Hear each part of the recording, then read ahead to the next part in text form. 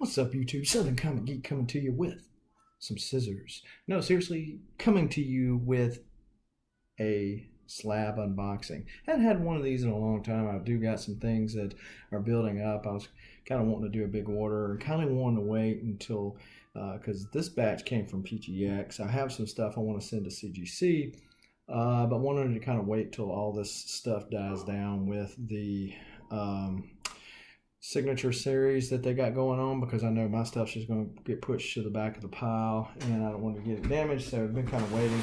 So it's been a while, and it'll be a while before I have another big unboxing like this. And I'll tell you some of my experience with PGX this time as we look at the grades, because I don't even know them.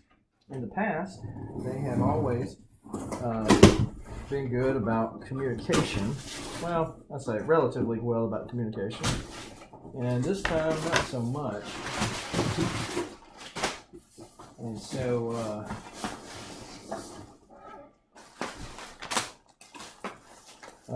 supposedly they were going to be shipped out. There was an error, I think they said, on the label of one of the books, and ended up making it wait another week. So it was a week behind what it was supposed to be. Which is not too terribly bad, because typically any grading company that you go to is going to be about a month. That's under normal circumstances. You send it to get pressed or something like that with CGC, it's going to be even longer than that. And so, interested to see what these grades are going to be. You know, you wrap them in blue silk and so. It's not like with CGC, you can kind of pull them up and hide the grades from yourself and all that kind of stuff. But the way PGX wraps their stuff, which is not bad, it's just the way they do it makes it kind of hard to do that. And let's see, one thing that they didn't do, and I'll get to that. Damn it. Okie dokie. So the first up is a signature series book. Now, in the past, when I sent signature series books to them, they do a authentication process similar to CBCS, and they were asking me all these questions. This time they didn't. So when I got the notification that they're sending out my stuff, I said, "Well, you didn't ask me where I got it signed or what was signed and all the other kind of stuff."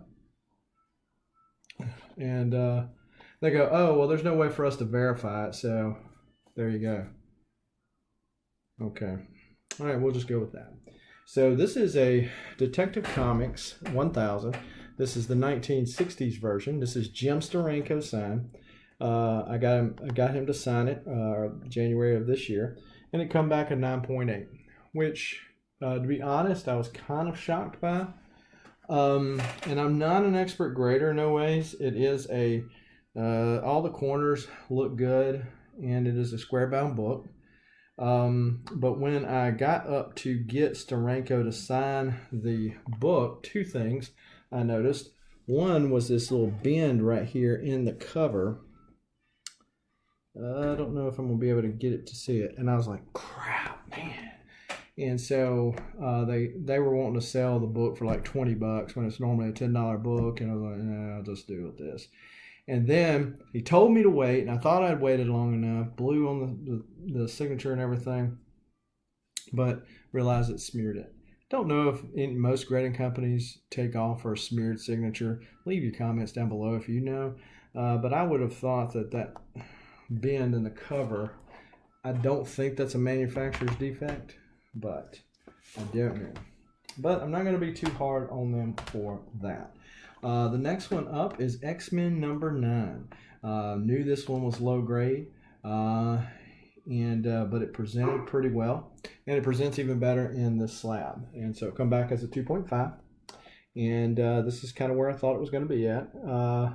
Now they did put the grader's notes on the back, so that is one of the things that PGX will do. They're supposed to be working on the look of this back label and stuff so that these don't look as crappy as what they do right now.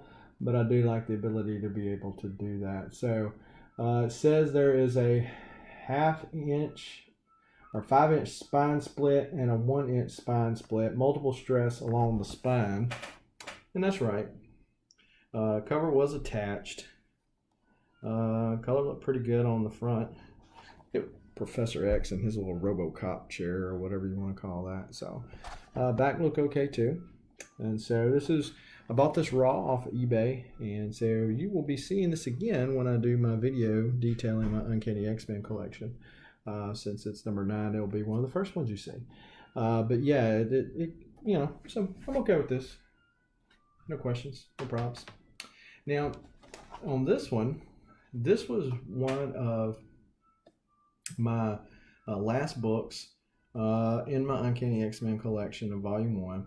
And this is X-Men number 4. And this is the first appearance of the Brotherhood of Evil Mutants, Quicksilver, Scarlet Witch, Mastermind, and Toad, and the second appearance of Magneto. Now, you might look at that cover and say, what the you-know-what?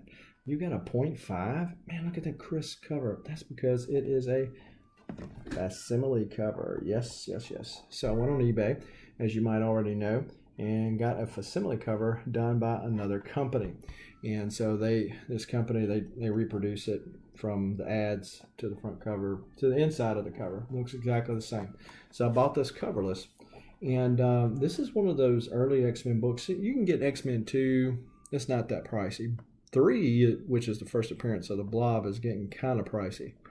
4, this one's really pricey. You know why? That movie magic, Quicksilver and Scarlet Witch, made this one go up. But as far as 9, 8, even 7, it's not really all that pricey. First Submariner being listed as a mutant, that one's kind of pricey. But what I'm getting at is you can get most of them in a lower grade, like a 2.5 for a little over $100. Okay, not that one. And so I wanted to go ahead and complete it. Paid $200 for a coverless copy of that. So I wanted to get it slabbed. I don't know that I don't regret that, because there are some that I'm getting upgrades to. The 2.5s and the 5.0s that I got in the early X-Men, I'm not really worried about. They present well. The ones I'm thinking about getting upgrades to are like the number 11, number 9. I only have a few coverless ones. 1, 4, 13, which is the first Sentinels, and then 11. So it's only 4 of them. I've already upgraded the first Stranger, and so the Master Mold probably going to do that one too. But this is one of those I should have just waited. Said, hey, I got the full set. Let me wait to at least get a 3.0 or something like that I'm okay with.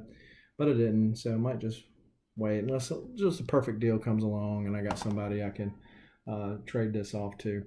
But in sending it to CGC or CBCS, you would get a no grade on this. However, they do notate that it is a facsimile cover, so I couldn't try to rip somebody off and say, oh, look at that fantastic cover, just press and clean it. They missed it, like some people will do when they do sales. Oh, look, press and clean it, man, you're going to get 3-4 grade bumps. Never heard anybody be that dramatic about it, but you get my point. But yeah, so it presents really nicely, so glad to have that one back in the PC. Back in the home PC, I guess, as it were. And of course the big boy. I don't know if I'll ever upgrade this one, just because how pricey this Joker is. Again, can't say what you never will do.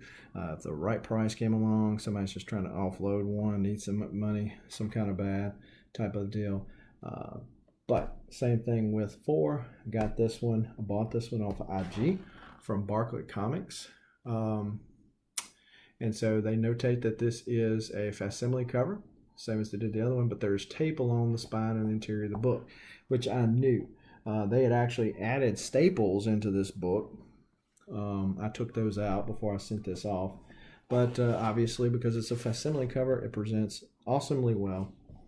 And I can say I've got X-Men number 1 in my collection.